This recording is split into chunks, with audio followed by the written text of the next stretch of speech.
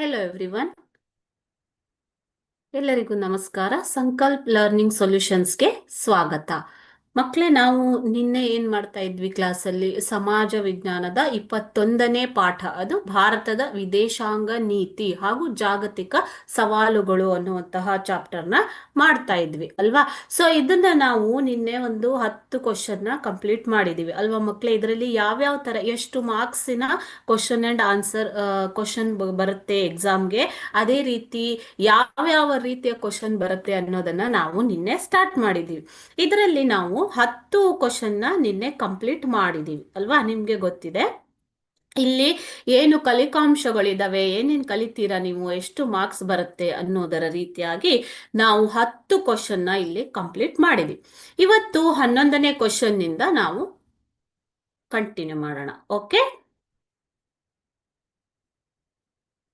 ದ್ವಿತೀಯ ಮಹಾಯುದ್ಧದ ಬಳಿಕ ಎದುರಾದಂತಹ ಸಮಸ್ಯೆಗಳು ಯಾವುವು, ಅದೇ ರೀತಿಯಾಗಿ ವಸಾಹತುಶಾಹಿ ಆಳ್ವಿಕೆಗೆ ಒಳಪಟ್ಟಂತಹ ರಾಷ್ಟ್ರಗಳ, ಹಿಂದುಳಿದ ರಾಷ್ಟ್ರಗಳ ಪ್ರಮುಖ ಲಕ್ಷಣಗಳು ಏನು ಅನ್ನೋದನ್ನು ಕೂಡ ನಿನ್ನೆ ನಾವು ನೋಡಿದ್ವಿ ಅಲ್ವಾ? ಈಗ ಭಯೋತ್ಪಾದನೆಯಿಂದ ಉಂಟಾಗುವ ಪರಿಣಾಮಗಳನ್ನ ವಿವರಿಸಿ ಅಂತ ಕೇಳಿದ್ದಾರೆ. ಭಯವನ್ನ ಉತ್ಪಾದನೆ ಮಾಡುವಂಥದ್ದು. ಸೊ ಭಯೋತ್ಪಾದನೆ ಅಂತಂದ್ರೆ ಏನು ಅನ್ನೋದನ್ನ ನಿನ್ನೆ ಕ್ಲಾಸಲ್ಲಿ ನೀವು ಕಲ್ತಿದ್ದೀರ ಅಲ್ವಾ ಮಕ್ಕಳೇ? ಸೊ ಭಯೋತ್ಪಾದನೆ ಏನು ಮಾಡುತ್ತದೆ?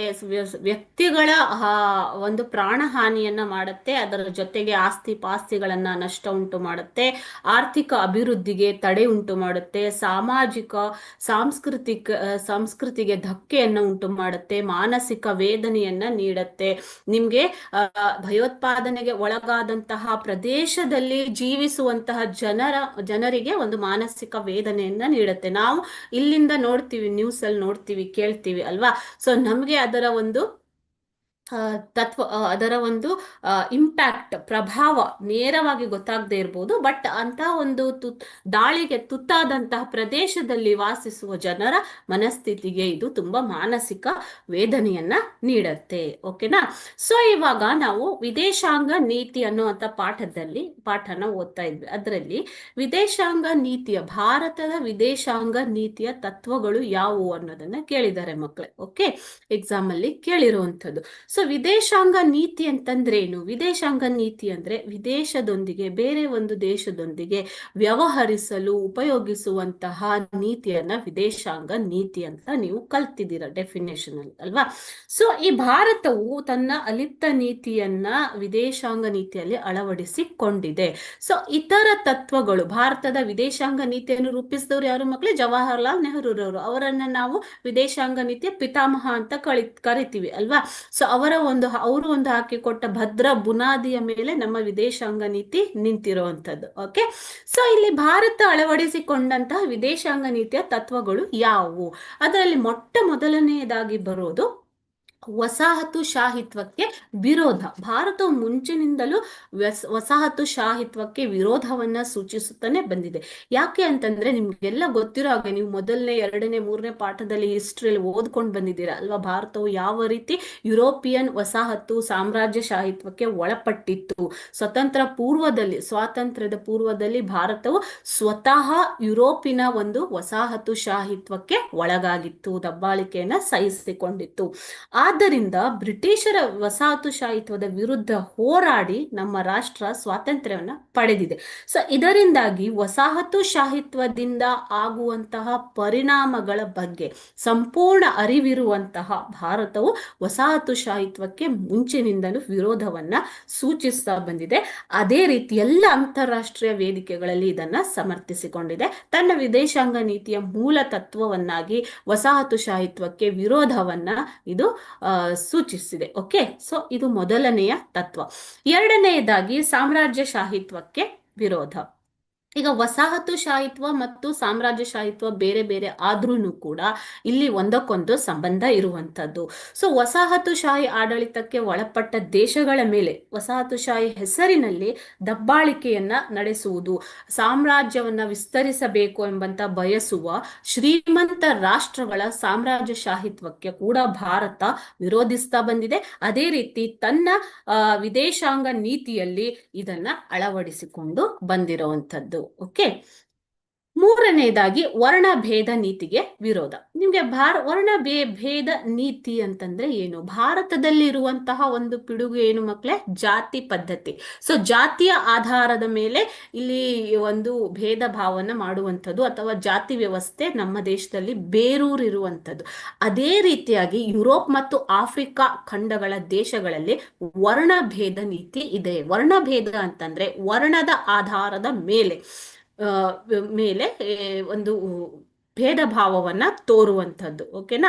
ದೇಹದ ವರ್ಣ, ಇಲ್ಲಿ ವರ್ಣ ಅಂತಂದ್ರೇನು? ದೇಹದ ವರ್ಣ, ಸ್ಕಿನ್ ಕಲರ್ ಅಂತ ಹೇಳ್ತೀವಿ ನೀವು, ವೈಟ್ ಅಂಡ್ ಬ್ಲ್ಯಾಕ್. ಈಗ ನಿಗ್ರೋಗಳು ಬ್ಲ್ಯಾಕ್ ಇರ್ತಾರೆ, ಅದೇ ರೀತಿ ಅಮೇರಿಕನ್ಸ್ ಅಲ್ಲೇ ಅಥವಾ ಯುರೋಪಿಯನ್ನರಲ್ಲೇ ಬೇರೆ ಬೇರೆ ಪ್ರಕಾರಗಳಿವೆ. ಸ್ಕಿನ್ ಕಲರ್, ದೇಹದ ಬಣ್ಣ ಬಿಳಿ ಇರುವಂಥದ್ದು, ಮತ್ತೆ ಕಪ್ಪು ವರ್ಣದವರು ಇರುವಂಥದ್ದು. ಸೊ ಈ ದೇಹದ ವರ್ಣದ ಆಧಾರದ ಮೇಲೆ ಅಲ್ಲಿ ಭೇದ ಭಾವವನ್ನ ತೋರ್ತಾರೆ. ಸೊ ಇದನ್ನೇ ನಾವೇನಂತ ಹೇಳ್ತೀವಿ? ವರ್ಣಭೇದ ನೀತಿ. ಈ ಒಂದು ವರ್ಣಭೇದ ನೀತಿಗೂ ಕೂಡ ಭಾರತ ಪ್ರಾರಂಭದಿಂದಲೂ ವಿರೋಧವನ್ನು ಸೂಚಿಸಿಕೊಂಡು ಬಂದಿದೆ ಹಾಗೂ ತನ್ನ ವಿದೇಶಾಂಗ ನೀತಿಯಲ್ಲಿ ಕೂಡ ಇದನ್ನ ಅಳವಡಿಸಿಕೊಂಡಿದೆ. ನಾಲ್ಕನೆಯದಾಗಿ ಅಲಿಪ್ತ ನೀತಿ. ಅಲಿಪ್ತ ನೀತಿ ಬಗ್ಗೆ ನಿಮ್ಗೆ ಆಲ್ರೆಡಿ ಗೊತ್ತಿದೆ. ಅಲಿಪ್ತ ನೀತಿ ಅಂದ್ರೆ ಏನು ಮಕ್ಕಳೇ? ಈಗ ವಿಶ್ವಯುದ್ಧಗಳ ನಂತರ ಪ್ರಪಂಚವು ಎರಡು ಬಣಗಳಾಗಿ ಬೇರ್ಪಡುತ್ತೆ. ಯಾವುದು ಅದು? ಅಮೆರಿಕ ಬಣ ಮತ್ತು ರಷ್ಯಾ ಬಣ. ಓಕೆ, ಸೊ ಅಮೆರಿಕ ಮತ್ತು ರಷ್ಯಾಗಳು ನೀವು ಮಹಾಯುದ್ಧಗಳ ಪರಿಣಾಮದಲ್ಲಿ ಓದಿದಿರ, ಅವು ಯಾವ ರೀತಿ ಎರಡು ವಿರೋಧಿ ರಾಷ್ಟ್ರಗಳಾಗಿ ಹೊರಹೊಮ್ಮಿದವು. ಸೊ ಈ ಎರಡು ಬಣಗಳಾಗಿ ಪ್ರಪಂಚವು ಬೇರ್ಪಟ್ಟಿತು. ಆದರೆ ಭಾರತವು ಯಾವುದೇ ಒಂದು ಬಣಕ್ಕೂ ಸೇರದೆ ಸ್ವತಂತ್ರವಾಗಿರುವ, ತಟಸ್ಥವಾಗಿರುವ ನಿರ್ಧಾರವನ್ನ ತೆಗೆದುಕೊಂಡಿತ್ತು ನಮ್ಮ ಪ್ರಧಾನಮಂತ್ರಿ ಜವಾಹರಲಾಲ್ ನೆಹರೂರವರ ಕಾಲದಲ್ಲಿ. ಸೊ ಇದನ್ನೇ ನಾವು ಅಲಿಪ್ತ ನೀತಿ ಅಂತ ಕರಿತೀವಿ. ಸೊ ಭಾರತವು ಅಲಿಪ್ತ ನೀತಿಯನ್ನು ಕೂಡ ತನ್ನ ವಿದೇಶಾಂಗ ತತ್ವದಲ್ಲಿ ಮೂಲ ತತ್ವವನ್ನಾಗಿಸಿಕೊಂಡಿದೆ.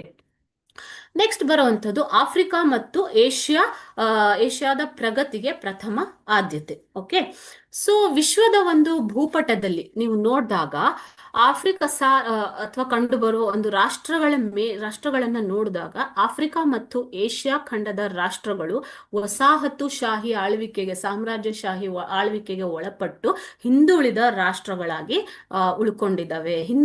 ಹಿಂದುಳಿದಿರುವಂತದ್ದು, ಪ್ರಪಂಚದಲ್ಲಿ ಹಿಂದುಳಿದಿರುವ ರಾಷ್ಟ್ರಗಳು ಆಫ್ರಿಕಾ ಮತ್ತು ಏಷ್ಯಾ ಖಂಡದಲ್ಲಿರುವಂತಹ ರಾಷ್ಟ್ರಗಳು. ಓಕೆ, ಸೊ ಈ ಎಲ್ಲ ವಸಾಹತು ಶೋಷಿತ ರಾಷ್ಟ್ರಗಳು ಮುಖ್ಯವಾಹಿನಿಗೆ ಬರಬೇಕು. ಮುಖ್ಯವಾಹಿನಿ ಅಂತಂದ್ರೆ ಪ್ರಗತಿಗೆ ಬರಬೇಕು, ಅವು ಕೂಡ ಅಭಿವೃದ್ಧಿಯನ್ನ ಹೊಂದಬೇಕು ಅನ್ನುವಂಥದ್ದು ಭಾರತದ ಒಂದು ನಿಲುವು. ಸೊ ಈ ಒಂದು ಆಫ್ರಿಕಾ ಮತ್ತು ಏಷ್ಯಾದ ಪ್ರಗತಿಗೆ ಪ್ರಥಮ ಆದ್ಯತೆ ಕೊಡುವಂಥದ್ದನ್ನು ಕೂಡ ಭಾರತದ ವಿದೇಶಾಂಗ ನೀತಿಯ ಮೂಲ ತತ್ವವನ್ನಾಗಿಸಿಕೊಂಡಿದೆ ಮಕ್ಕಳೇ. ನೆಕ್ಸ್ಟ್ ಬರುವಂಥದ್ದು ನಿಶ್ಯಸ್ತ್ರೀಕರಣಕ್ಕೆ ಬೆಂಬಲ. ಸೊ ನಿನ್ನೆ ಅಷ್ಟೇ ನಾನು ಕ್ವಶನ್ ಆನ್ಸರ್ ಹೇಳುವಾಗ ಹೇಳಿದೆ, ನಿಶ್ಯಸ್ತ್ರೀಕರಣ ಅಂತಂದ್ರೆ ಏನು?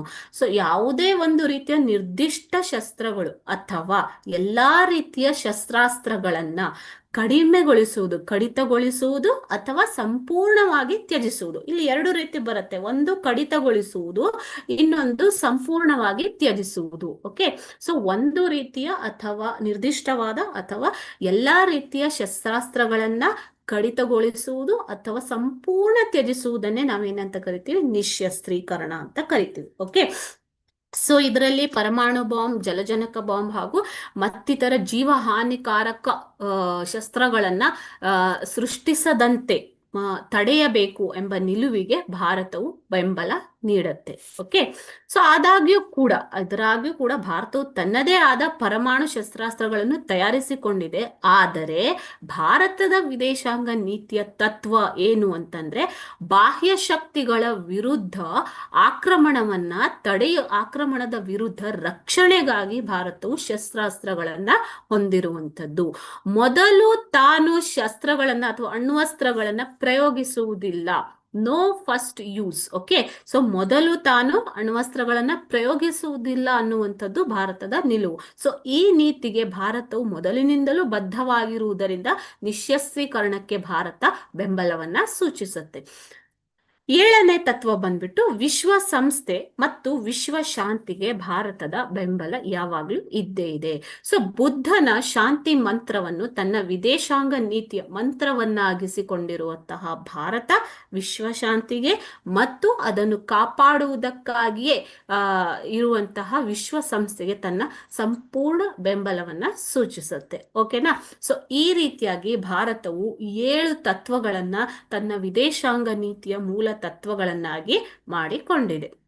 ಸೊ ಇಲ್ಲಿ ನಿಮ್ಗೆ ತತ್ವಗಳು ಯಾವುವು ತಿಳಿಸಿ ಅಂತಂದಾಗ ಈ ತತ್ವಗಳನ್ನ ಬರಿಬೇಕಾಗತ್ತೆ. ಓಕೆ.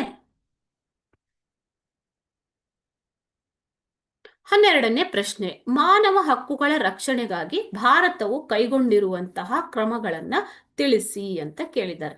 ಸೊ ಮಾನವ ಹಕ್ಕುಗಳು ಅಂತಂದ್ರೆ ಏನು? ಮಾನವ ಹಕ್ಕುಗಳು ಅಂತಂದ್ರೆ ಮಾನವನು ಜೀವಿಸಲು, ಘನತೆಯಿಂದ ಜೀವಿಸಲು ಬೇಕಾದಂತಹ ಮೂಲಭೂತ ಅಥವಾ ಫಂಡಮೆಂಟಲ್, ಓಕೆ, ಮೂಲಭೂತ ಹಕ್ಕುಗಳನ್ನ ಮಾನವ ಹಕ್ಕುಗಳು ಅಂತ ಕರೆದಿದ್ದಾರೆ. ಓಕೆ. ಸೊ ಮಾನವ ಹಕ್ಕುಗಳ ನಿರಾಕರಣೆ ಮುಂಚಿನಿಂದಲೂ ಅನೇಕ ಸನ್ನಿವೇಶಗಳಲ್ಲಿ ಆಗ್ತಾ ಬಂದಿದೆ. ಸೊ ಈ ದಬ್ಬಾಳಿಕೆ, ವಸಾಹತುಶಾಹಿತ್ವ, ಸಾಮ್ರಾಜ್ಯಶಾಹಿತ್ವ, ಅದೇ ರೀತಿ ಜಾತಿ ವ್ಯವಸ್ಥೆ, ವರ್ಣಭೇದ ನೀತಿ ಅಂತ ಪಿಡುಗುಗಳು, ಇವೆಲ್ಲವೂ ಏನ್ ಮಾಡುತ್ತೆ ಅಂತಂದ್ರೆ ಮಾನವನನ್ನ ಘನತೆಯಿಂದ ಜೀವಿಸೋದಿಕ್ಕೆ ಅವಕಾಶ ಮಾಡಿ ಕೊಡುವುದಿಲ್ಲ. ಕೆಲವು ಪ್ರದೇಶಗಳಲ್ಲಿ ನಿರಾಕರಣೆ ಮಾಡುವಂಥದ್ದು, ಕೆಲವು ಭೇದ ಭಾವಗಳನ್ನ ತೋರಿಸುವಂಥದ್ದು, ಅದೇ ರೀತಿ ಕೆಲವು ಸನ್ನಿವೇಶಗಳಲ್ಲಿ ಭಾಗವಹಿಸುವಿಕೆಗೆ ಅವಕಾಶ ನೀಡದಿರುವಂಥದ್ದು, ಕ್ರೌರ್ಯ ಹಿಂಸೆಯನ್ನು ಮಾಡುವಂಥದ್ದು, ಇವೆಲ್ಲವನ್ನ ಮಾನವ ಹಕ್ಕುಗಳ ನಿರಾಕರಣೆ ಅಂತ ಕನ್ಸಿಡರ್ ಮಾಡ್ತೀವಿ. ಓಕೆನಾ? ಸೊ ಈ ಮಾನವ ಹಕ್ಕುಗಳನ್ನ ರಕ್ಷಿಸುವುದಕ್ಕಾಗಿ ಭಾರತವು ನಿರಂತರವಾಗಿ ಮಾನವ ಹಕ್ಕುಗಳನ್ನ ಪ್ರತಿಪಾದಿಸುತ್ತಾ ಬಂದಿದೆ. ಅದೇ ರೀತಿ ವಿಶ್ವಸಂಸ್ಥೆಯ ಸಾಮಾನ್ಯ ಸಭೆಯಲ್ಲಿ ಭಾರತವು ಮಾನವ ಹಕ್ಕುಗಳನ್ನ ಮೊದಲಿನಿಂದಲೂ ಸಮರ್ಥಿಸುತ್ತಾ ಬಂದಿದೆ. ಓಕೆನಾ? ವಿಶ್ವಸಂಸ್ಥೆ ಡಿಸೆಂಬರ್ 10, 1948ರಂದು ಮಾನವ ಹಕ್ಕುಗಳ ದಿನವನ್ನಾಗಿ ಅಂಗೀಕರಿಸಿತು. ಅದಕ್ಕೂ ಕೂಡ ಭಾರತವು ಮುಂಚಿನಿಂದಲೂ ಸಮರ್ಥನೆಯನ್ನ ಕೋರುತ್ತಾ, ಬೆಂಬಲವನ್ನ ಕೋರುತ್ತಾ ಬಂದಿದೆ. ನಮ್ಮ ಸಂವಿಧಾನದಲ್ಲಿ ನಾವು ಮೂಲಭೂತ ಹಕ್ಕುಗಳನ್ನ ನೀಡಿದ್ದೇವೆ. ನಮಗೆ ಮೂಲಭೂತ ಹಕ್ಕುಗಳನ್ನ ನೀಡಲಾಗಿದೆ ಅಲ್ವಾ? ಭಾರತವು ತನ್ನ ಸಂವಿಧಾನದಲ್ಲಿಯೇ ಪ್ರತಿಯೊಬ್ಬ ನಾಗರಿಕನಿಗೂ ಮೂಲಭೂತ ಹಕ್ಕುಗಳನ್ನ ನೀಡಿದೆ. ಅದೇ ರೀತಿಯಾಗಿ ಜನಾಂಗ ಹತ್ಯೆ ಮತ್ತು ಎಲ್ಲಾ ವಿಧದ ಶೋಷಣೆ ಹಾಗೂ ದಬ್ಬಾಳಿಕೆಗಳನ್ನ ಭಾರತವು ಮೊದಲಿನಿಂದಲೂ ತನ್ನ ದೇಶದಲ್ಲಿ ಹಾಗೂ ಅಂತಾರಾಷ್ಟ್ರೀಯ ಮಟ್ಟದಲ್ಲಿ ವಿರೋಧಿಸುತ್ತದೆ. ಓಕೆನಾ? ಸೊ ಮಾನವನಿಗೆ ನಮ್ಮ ಒಂದು ಸಂವಿಧಾನದಲ್ಲಿ ಕೊಟ್ಟಿರುವಂತಹ ಮೂಲಭೂತ ಹಕ್ಕುಗಳು ಯಾವುದು ಮಕ್ಕಳೇ? ಸ್ವಾತಂತ್ರ್ಯದ ಹಕ್ಕು, ಸಮಾನತೆಯ ಹಕ್ಕು, ಧಾರ್ಮಿಕ ಹಕ್ಕು, ಸಾಂಸ್ಕೃತಿಕ ಹಾಗೂ ಶೈಕ್ಷಣಿಕ ಹಕ್ಕು, ಸ್ವರಕ್ಷಣೆ ಹಕ್ಕು, ಎಲ್ಲ ಹಕ್ಕುಗಳನ್ನು ನಮಗೆ ಸಂವಿಧಾನದಲ್ಲಿ ನೀಡಲಾಗಿದೆ ಅಲ್ವಾ? ಸೊ ಅದೇ ರೀತಿ ಜನಾಂಗ ಹತ್ಯೆ ಹಾಗೂ ಎಲ್ಲ ವಿಧದ ಶೋಷಣೆ ಹಾಗೂ ದಬ್ಬಾಳಿಕೆಗಳನ್ನ ಭಾರತವು ವಿರೋಧಿಸುತ್ತದೆ. ಭಾರತವು ರಾಷ್ಟ್ರೀಯ ಮಾನವ ಹಕ್ಕುಗಳ ಆಯೋಗ ಹಾಗೂ ರಾಜ್ಯ ಮಾನವ ಹಕ್ಕುಗಳ ಆಯೋಗಗಳನ್ನ ಸ್ಥಾಪಿಸಿದೆ. ಓಕೆನಾ? ರಾಷ್ಟ್ರೀಯ ಮತ್ತು ರಾಜ್ಯ ಮಾನವ ಹಕ್ಕುಗಳ ಆಯೋಗಗಳನ್ನ ಭಾರತವು ಸ್ಥಾಪಿಸಿದೆ. ಈ ಮೂಲಕ ನಾಗರಿಕರ ಮಾನವ ಹಕ್ಕುಗಳನ್ನ ರಕ್ಷಣೆ ಮಾಡುತ್ತಾ ಬಂದಿದೆ. ಈ ರೀತಿಯಾಗಿ ಭಾರತವು ವಿಶ್ವದಾದ್ಯಂತ ಮಾನವ ಹಕ್ಕುಗಳ ಸುರಕ್ಷಿತವಾಗಿರಬೇಕು ಎನ್ನುವುದನ್ನ ಸೂಚಿಸುತ್ತೆ. ಈ ಎಲ್ಲ ಕ್ರಮಗಳನ್ನ ಭಾರತವು ಮಾನವ ಹಕ್ಕುಗಳ ರಕ್ಷಣೆಗಾಗಿ ಕೈಗೊಂಡಿರುವಂಥದ್ದು. ಓಕೆನಾ? ಮಾನವ ಹಕ್ಕುಗಳ ಆಯೋಗ ಅಂತಂದ್ರೆ ಏನು ಮಕ್ಕಳೇ? Human rights commission, national human rights commission and state human rights commission ಗಳನ್ನ ಭಾರತವು ಸ್ಥಾಪಿಸುವ ಮೂಲಕ ಪ್ರತಿಯೊಬ್ಬ ನಾಗರಿಕನ ಮಾನವ ಹಕ್ಕುಗಳನ್ನ ರಕ್ಷಣೆ ಮಾಡುತ್ತಾ ಬಂದಿದೆ.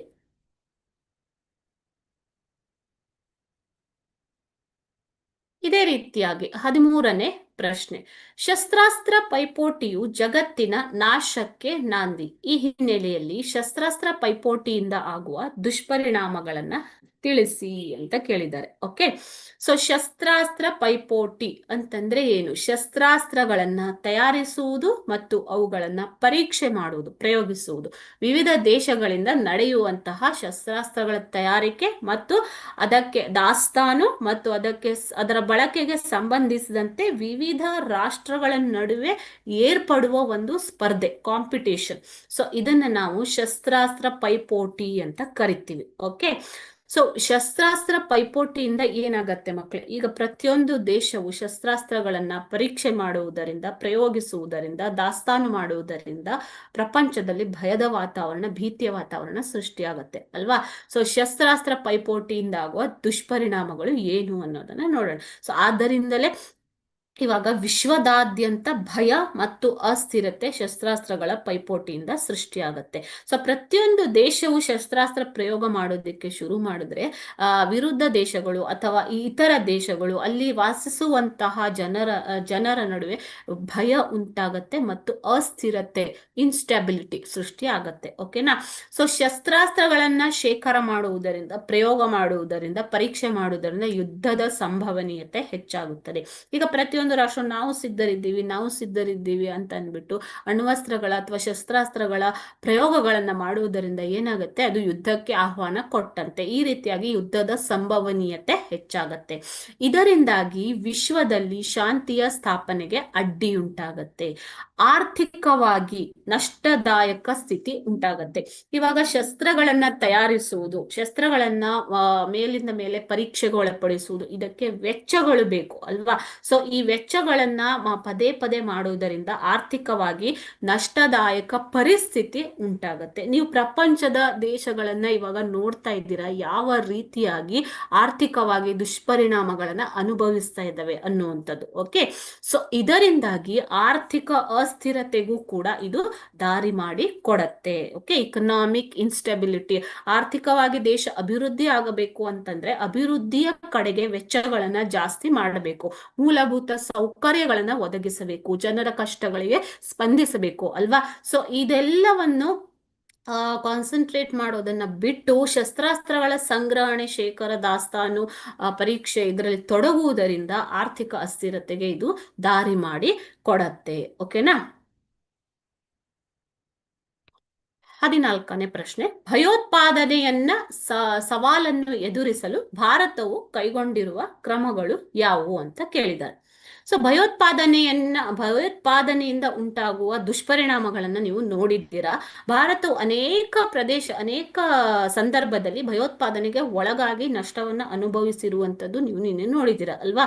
ಸೊ ಮುಂಬೈ ಅಟ್ಯಾಕ್ ಇರ್ಬೋದು, ಸಂಸತ್ತಿನ ಮೇಲಾದಂತ ದಾಳಿ ಇರ್ಬೋದು, ಅಕ್ಷರಧಾಮ ಮುಂತಾದ ಪ್ರದೇಶಗಳ ಮೇಲೆ ಉಂಟಾದ ದಾಳಿ ಇರ್ಬೋದು, ಪೆಹಲ್ಗಾಮ್ ಇರ್ಬೋದು, ಪುಲ್ವಾಮಾ ಇರ್ಬೋದು, ಇವೆಲ್ಲವೂ ಏನು ಭಯೋತ್ಪಾದನೆ ಚಟುವಟಿಕೆಗೆ ಒಳಗಾದಂತಹ, ಪೀಡಿತವಾದಂತಹ ಪ್ರದೇಶಗಳು, ಸಂದರ್ಭಗಳು. ಓಕೆ.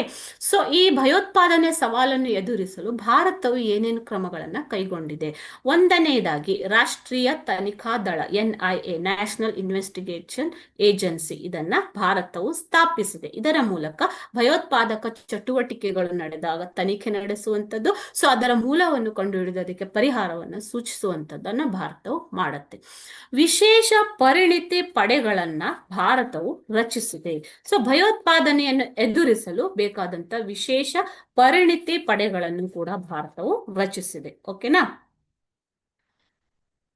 ಮೂರನೆಯದಾಗಿ ಭಯೋತ್ಪಾದಕರ ವಿರುದ್ಧ ಕಾರ್ಯಾಚರಣೆಗೆ ಭಾರತವು ರಕ್ಷಣಾ ಪಡೆಗಳನ್ನ ಬಳಸುತ್ತಿದೆ. ಓಕೆನಾ. ಸೊ ಭಾರತವು ಭಯೋತ್ಪಾದಕ ಚಟುವಟಿಕೆಗಳು ನಡೆದಾಗ ಭಯೋತ್ಪಾದಕರ ವಿರುದ್ಧ ಒಂದು ಕಾರ್ಯಾಚರಣೆಗೆ ತನ್ನ ರಕ್ಷಣಾ ಪಡೆಗಳನ್ನ ಬಳಸಿಕೊಳ್ಳುತ್ತಿದೆ. ಭಯೋತ್ಪಾದನೆಯ ನಿಗ್ರಹಕ್ಕೆ ಭಾರತವು ವಿಶ್ವಸಂಸ್ಥೆಯಲ್ಲಿ ಹಾಗೂ ಅಂತಾರಾಷ್ಟ್ರೀಯ ವೇದಿಕೆಗಳಲ್ಲಿ ನಿರಂತರವಾಗಿ ಕರೆ ನೀಡುತ್ತಾ ಬಂದಿದೆ. ಓಕೆ. ಸೊ ರಾಜ್ಯ ಸರ್ಕಾರಗಳು ಕೂಡ ಭಯೋತ್ಪಾದಕ ನಿಗ್ರಹ ಪಡೆ, ATS, ಆಂಟಿ ಟೆರರಿಸಂ ಸ್ಕ್ವಾಡ್ ಅಂತ ಹೇಳ್ತೀವಿ, ATS, ಭಯೋತ್ಪಾದಕ ನಿಗ್ರಹ ಪಡೆಗಳನ್ನ ರಚಿಸಿವೆ. ಈ ಮೂಲಕ ಭಯೋತ್ಪಾದನೆಯನ್ನ ತೊಡೆದು ಹಾಕಲು ಪ್ರಯತ್ನವನ್ನ ಪಡುತ್ತಾ ಬಂದಿವೆ. ನೆಕ್ಸ್ಟ್ ಒಂದು ಬಂದ್ಬಿಟ್ಟು ಇಂಟೆಲಿಜೆನ್ಸ್ ಬ್ಯೂರೋ, IB ಅಂತ ಹೇಳ್ತೀವಿ ಇದನ್ನ. ಓಕೆ. ಇಂಟೆಲಿಜೆನ್ಸ್ ಬ್ಯೂರೋ ಅಂತಂದ್ರೆ ಮುಂಚೆನೆ ಮಾಹಿತಿಯನ್ನ ಕಲೆಕ್ಟ್ ಮಾಡುವಂತದ್ದು, ಭಯೋತ್ಪಾದಕ ಚಟುವಟಿಕೆಗಳು ನಡೆಯುವುದಕ್ಕೂ ಮುಂಚೆಯೇ ಮಾಹಿತಿಗಳನ್ನ ಸಂಗ್ರಹಿಸಿ ಅದಕ್ಕೆ ನಡೆಯದಂತೆ ತಡೆಯುವುದು. ಮತ್ತು ಸಂಶೋಧನಾ ವಿಶ್ಲೇಷಣಾ ಘಟಕಗಳನ್ನ ಕೂಡ ಭಾರತವು ಸ್ಥಾಪಿಸಿದೆ, RAW ಅಂತ ಹೇಳ್ತೀವಿ. ಓಕೆನಾ. RAW, ಸಂಶೋಧನಾ ವಿಶ್ಲೇಷಣಾ ಘಟಕಗಳು. Okay. Research and analysis wing, research and analysis wing, RAW, ಅದನ್ನ ಸ್ಥಾಪಿಸಿದೆ. ಅಂತ ಹೇಳ್ತೀವಿ. ಎಲ್ಲಾ ರೀತಿಯ ಭಯೋತ್ಪಾದನೆಯ ವಿರುದ್ಧದ ಜಾಗತಿಕ ಹೋರಾಟಕ್ಕೆ, ಎಲ್ಲೇ ಯಾವುದೇ ರಾಷ್ಟ್ರದಲ್ಲಿ ಅಥವಾ ಅಂತಾರಾಷ್ಟ್ರೀಯ ಮಟ್ಟಗಳಲ್ಲಿ ಯಾವುದೇ ಭಯೋತ್ಪಾದನೆ ವಿರುದ್ಧ ಜಾಗತಿಕ ಹೋರಾಟ ನಡೆದರೂ ಕೂಡ ಆ ಹೋರಾಟಕ್ಕೆ ಭಾರತವು ಮುಂಚಿನಿಂದಲೂ ಬೆಂಬಲವನ್ನ ಸೂಚಿಸುತ್ತೆ. ಓಕೆ, ಈ ರೀತಿಯಾಗಿ ಭಾರತವು ಭಯೋತ್ಪಾದನೆಯ ವಿರುದ್ಧ ಅನೇಕ ಕ್ರಮಗಳನ್ನ ಕೈಗೊಂಡಿದೆ. ಓಕೆ,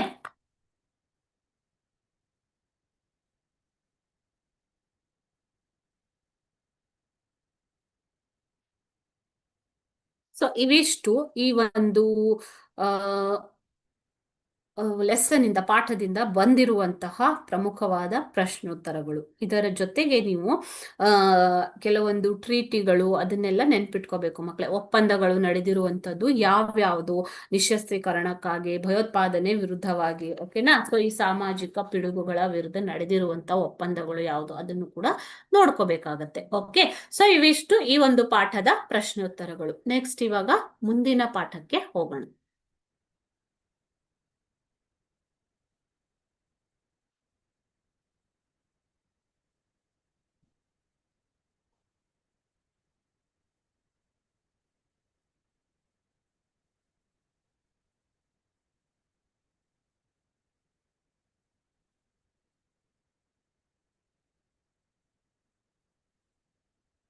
ಸೊ ಮುಂದಿನ ರಾಜ್ಯಶಾಸ್ತ್ರದ ಕೊನೆಯ ಒಂದು ಪಾಠ ಇದು, ಆ, ಜಾಗತಿಕ ಸಂಸ್ಥೆಗಳು. ಓಕೆ, ಜಾಗತಿಕ ಸಂಸ್ಥೆಗಳು, ವರ್ಲ್ಡ್ ಆರ್ಗನೈಸೇಷನ್ಸ್ ಅಂತ ಹೇಳ್ತೀವಿ. ಓಕೆ, ಸೊ ಈ ಪಾಠದಲ್ಲಿ ನೀವು ಕಲಿಯುವಂಥದ್ದು ಏನು ಅಂತಂದ್ರೆ, ಮೊದಲನೇದಾಗಿ ವಿಶ್ವಸಂಸ್ಥೆ, ಜಾಗತಿಕ ಸಂಸ್ಥೆಗಳು ಅಂತ ಬಂದಾಗ ವಿಶ್ವಸಂಸ್ಥೆ ಮೊದಲನೆಯ ಸ್ಥಾನದಲ್ಲಿ ಇರುತ್ತೆ. ವಿಶ್ವಸಂಸ್ಥೆ ಮತ್ತು ಅದರ ಅಂಗಸಂಸ್ಥೆಗಳ ರಚನೆ ಮತ್ತು ಕಾರ್ಯಗಳನ್ನ ವಿವರಿಸುವುದು. ಅದೇ ರೀತಿ ವಿಶ್ವಸಂಸ್ಥೆಯ ಸಾಧನೆಗಳನ್ನ ಪಟ್ಟಿ ಮಾಡುವುದು. ಇಲ್ಲಿಯವರೆಗೆ ವಿಶ್ವಸಂಸ್ಥೆ ಯಾವ ರೀತಿಯ ಸಾಧನೆಗಳನ್ನ ಮಾಡಿದೆ ಅನ್ನೋದನ್ನ ಪಟ್ಟಿ ಮಾಡುವುದು. ವಿಶ್ವ ಆರೋಗ್ಯ ಸಂಸ್ಥೆ, ವಿಶ್ವಸಂಸ್ಥೆಯ ಅಂಗಸಂಸ್ಥೆಯಾದ ವಿಶ್ವ ಆರೋಗ್ಯ ಸಂಸ್ಥೆಯ ಸಾಧನೆಗಳನ್ನ ಸ್ಮರಿಸುವುದು. ವಿಶ್ವಸಂಸ್ಥೆಯ ಆಶ್ರಯದ ವಿವಿಧ ಸಂಘ ಸಂಸ್ಥೆಗಳಾದ ಆಹಾರ ಮತ್ತು ಕೃಷಿ ಸಂಸ್ಥೆ, ಅಂತಾರಾಷ್ಟ್ರೀಯ ಕಾರ್ಮಿಕ ಸಂಸ್ಥೆ, ಯುನಿಸೆಫ್, ಯುನೆಸ್ಕೋ ಮುಂತಾದವುಗಳ ಸೇವೆಗಳನ್ನ ಸ್ಮರಿಸುವುದು. ಅದೇ ರೀತಿ ಪ್ರಾದೇಶಿಕ ಸಹಕಾರ ಸಂಸ್ಥೆಗಳ ರಚನೆ, ಕಾರ್ಯಗಳು ಮತ್ತು ಮಹತ್ವವನ್ನ, ಈ ಎಲ್ಲ ಸಂಘ ಸಂಸ್ಥೆಗಳ ರಚನೆ, ಕಾರ್ಯ ಮತ್ತು ಅವುಗಳ ಮಹತ್ವವನ್ನ ತಿಳಿಯುವುದು. ಓಕೆನಾ. ಸೊ ಇವಿಷ್ಟು ಈ ಒಂದು ಪಾಠದಲ್ಲಿ ಬರುವಂತಹ ಕಲಿಕೆಯ ಅಂಶಗಳು. ಈ ಪಾಠದಲ್ಲಿ ನಿಮಗೆ ಯಾವ ರೀತಿಯ ಅಂಕಗಳ ಹಂಚಿಕೆ ಬರುತ್ತೆ ಅಂತಂದ್ರೆ, 1 ಅಂಕದ 2 ಪ್ರಶ್ನೆಗಳನ್ನ ಕೇಳ್ತಾರೆ. ಒಟ್ಟು 2 ಪ್ರಶ್ನೆಗಳಿರ್ತವೆ. ಸೊ ಒಟ್ಟು ಅಂಕಗಳು ಈ ಪಾಠದಿಂದ ನಿಗದಿಯಾಗಿರುವಂತದ್ದು 2 ಅಂಕಗಳು. ಓಕೆ, ಸೊ ಇವಾಗ ಒಂದೊಂದು ಮಾರ್ಕಿನ 2 ಕ್ವಶನ್ ಕೇಳ್ತಾರೆ ಅಂತಂದ್ರೂ ಕೂಡ ಡೀಟೇಲ್ ಆಗಿ ನಾವು ಎಲ್ಲಾನು ಓದ್ಬೇಕಾಗತ್ತೆ ಅಲ್ವಾ ಮಕ್ಕಳೇ. ಸೊ ಯಾವ ಒಂದು ಭಾಗದಿಂದ 1 ಮಾರ್ಕ್ಸ್ ಪ್ರಶ್ನೆ ಬರುತ್ತೆ ಅನ್ನೋದು ಗೊತ್ತಾಗೋದಿಲ್ಲ. ಓಕೆ, ನೀವು ಲಾಂಗ್ ಕ್ವಶನ್ ಅಂಡ್ ಆನ್ಸರ್ ನ ಓದ್ಕೊಂಡಾಗ ಅದರಲ್ಲಿ ಪ್ರತಿಯೊಂದು ಪ್ರಮುಖ ಪಾಯಿಂಟ್ ಗಳು ಇರ್ತವೆ. ಸೊ ಆ ಪಾಯಿಂಟ್ ಗಳಿಂದ ನಿಮ್ಗೆ 1 ಮಾರ್ಕಿನ ಕ್ವಶನ್ ಕೇಳುವಂತ ಸಂದರ್ಭ ಇರುತ್ತೆ. ಓಕೆ, ಸೊ ಇವಾಗ ನಾವು ಪ್ರಶ್ನೆಗಳು, ಪ್ರಮುಖವಾದ ಪ್ರಶ್ನೆಗಳು ಯಾವ್ಯಾವುದು ಅನ್ನೋದನ್ನ ನೋಡೋಣ. ಮೊದಲನೆಯದಾಗಿ ವಿಶ್ವಸಂಸ್ಥೆಯು ಸ್ಥಾಪನೆಯಾದ ವರ್ಷ ಯಾವುದು ಅಂತ ಕೇಳ್ತಾ ಇದ್ದಾರೆ. ಓಕೆ, ಸೊ ಆಪ್ಷನ್ಸ್ ಯಾವುದು ಅಂತ ನೋಡೋಣ. Option A 1950, option B 1945, option C 1919 ಮತ್ತು ಆಪ್ಷನ್ ಡಿ 1948. ಸರಿಯಾದ ಉತ್ತರ ಬಂದ್ಬಿಟ್ಟು ಆಪ್ಷನ್ ಡಿ 1945.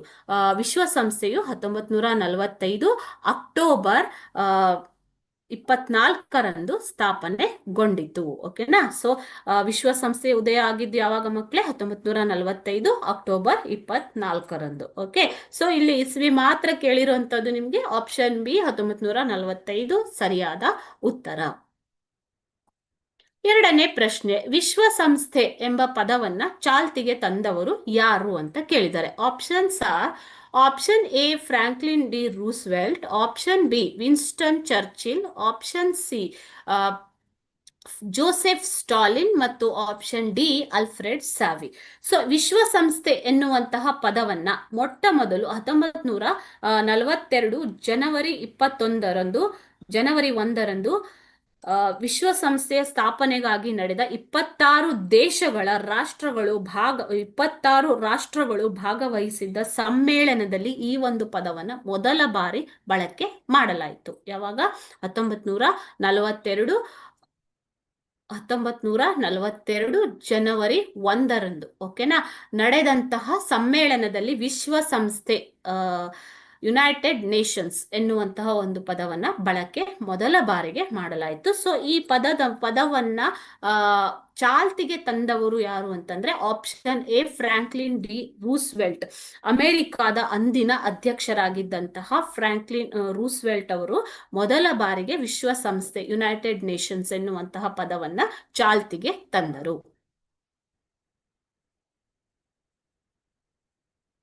ಮೂರನೇ ಪ್ರಶ್ನೆ, ವಿಶ್ವಸಂಸ್ಥೆಯ ಮುಖ್ಯ ಕಚೇರಿ ಇರುವಂತಹ ನಗರ ಯಾವುದು?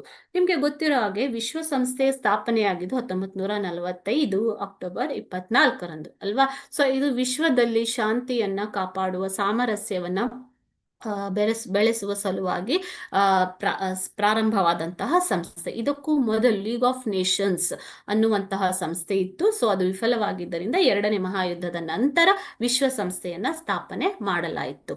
ಸೊ ವಿಶ್ವಸಂಸ್ಥೆ ಮುಖ್ಯ ಕಚೇರಿ ಇರುವ ನಗರ ಯಾವುದು? ಆಪ್ಷನ್ ಎ ದ ಹೇಗ್, option B Geneva, option C Washington ಮತ್ತು ಆಪ್ಷನ್ ಡಿ ನ್ಯೂಯಾರ್ಕ್. ವಿಶ್ವಸಂಸ್ಥೆಯ ಮುಖ್ಯ ಕಚೇರಿ ಇರುವಂತದ್ದು ಅಮೆರಿಕದ ನ್ಯೂಯಾರ್ಕ್ ನಗರದಲ್ಲಿ. Option D New York is the right answer. Option D New York ಸರಿಯಾದ ಉತ್ತರ ಮಕ್ಕಳೇ, ಓಕೆನಾ. ಸೊ ವಿಶ್ವಸಂಸ್ಥೆ ಮುಖ್ಯ ಕಚೇರಿ ಇರುವ ನಗರ ಯಾವುದು? ನ್ಯೂಯಾರ್ಕ್ ನಗರ. ಅದೇ ರೀತಿ ವಿಶ್ವಸಂಸ್ಥೆ ಅನೇಕ 5 ಅಂಗಸಂಸ್ಥೆಗಳು ಇರುವಂತಹ ಮುಖ್ಯ ಕಚೇರಿ ಯಾವ್ಯಾವುದು ಅನ್ನೋದನ್ನ ನೀವು ನೆನಪಿನಲ್ಲಿ ಇಟ್ಕೋಬೇಕು. ಓಕೆ, ಆ ಒಂದು ಪ್ರಶ್ನೆ ಬಂದಾಗ ನಾನು ಅದನ್ನು ನಿಮ್ಗೆ ಹೇಳ್ತಾ ಹೋಗ್ತೀನಿ. ಅಂಗಸಂಸ್ಥೆಗಳ ಬಗ್ಗೆ ಪ್ರಶ್ನೆಗಳು, ಅವರ ಕಾರ್ಯಗಳು ಅಥವಾ ಅವರ ಒಂದು ಉದ್ದೇಶಗಳು, ಅದರ ಉದ್ದೇಶಗಳು ಅನ್ನುವಂಥ ಪ್ರಶ್ನೆ ಬಂದಾಗ ನಾನು ನಿಮ್ಗೆ ಇಲ್ಲಿ ಹೇಳ್ತಾ ಹೋಗ್ತೀನಿ. ಓಕೆನಾ. 4ನೇ ಪ್ರಶ್ನೆ, ಅಂತಾರಾಷ್ಟ್ರೀಯ ನ್ಯಾಯಾಲಯದ ಮುಖ್ಯ ಕಚೇರಿ ಇರುವ ನಗರ ಯಾವುದು ಅಂತ ಕೇಳಿದ್ದಾರೆ. ಆಪ್ಷನ್ಸ್ ನೋಡಿ, ಆಪ್ಷನ್ ಎ ದ ಹೇಗ್, option B Geneva, option C Washington ಮತ್ತು ಆಪ್ಷನ್ ಡಿ ನ್ಯೂಯಾರ್ಕ್. ಇಲ್ಲಿ ಸರಿಯಾದ ಉತ್ತರ ಬಂದ್ಬಿಟ್ಟು ಆಪ್ಷನ್ ಡಿ ದ ಹೇಗ್. ನೆದರ್ಲ್ಯಾಂಡಿನ ದ ಹೇಗ್ ಎನ್ನುವಂತಹ ನಗರದಲ್ಲಿ ಅಂತಾರಾಷ್ಟ್ರೀಯ ನ್ಯಾಯಾಲಯದ ಮುಖ್ಯ ಕಚೇರಿ ಇರುವಂತದ್ದು ಮಕ್ಕಳು. ಓಕೆ, ಸೊ ಅಂತಾರಾಷ್ಟ್ರೀಯ ನ್ಯಾಯಾಲಯವು ಇದು ಒಂದು ಪ್ರಧಾನವಾದ ಅಂಗವಾಗಿದೆ. ಇದರಲ್ಲಿ 15 ಮಂದಿ ನ್ಯಾಯಾಧೀಶರು ಇರ್ತಾರೆ ಮಕ್ಕಳೇ. 15 ಮಂದಿ ನ್ಯಾಯಾಧೀಶರು ಇರ್ತಾರೆ. ಓಕೆನಾ. ಸೊ ಇದರ ಮುಖ್ಯ ಕಚೇರಿ ಇರುವಂತದ್ದು ನೆದರ್ಲ್ಯಾಂಡಿನ ದ ಹೇಗ್ ಎನ್ನುವಂತಹ ನಗರದಲ್ಲಿ. ಓಕೆ,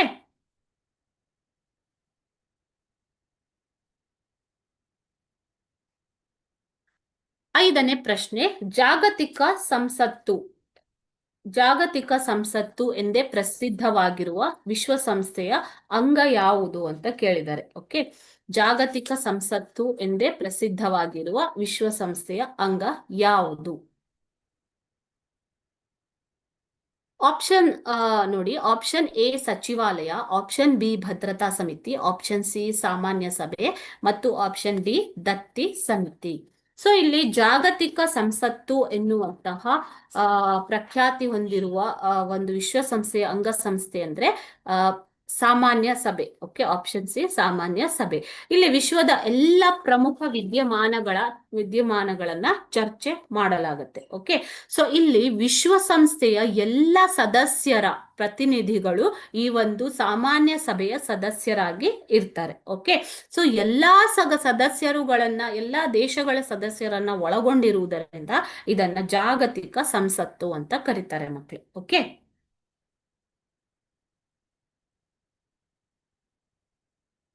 6ನೇ ಪ್ರಶ್ನೆ, ದ್ವಿತೀಯ ಮಹಾಯುದ್ಧದ ಬಳಿಕ ಮಕ್ಕಳ ಕ್ಷೇಮಾಭಿವೃದ್ಧಿಗಾಗಿ ಸ್ಥಾಪನೆಯಾದಂತಹ ಸಂಸ್ಥೆ ಯಾವುದು ಅಂತ ಕೇಳಿದ್ದಾರೆ. ದ್ವಿತೀಯ ಮಹಾಯುದ್ಧದ ಬಳಿಕ ಮಕ್ಕಳ ಕ್ಷೇಮಾಭಿವೃದ್ಧಿಗಾಗಿ ಸ್ಥಾಪನೆಯಾದಂತಹ ಸಂಸ್ಥೆ ಯಾವುದು?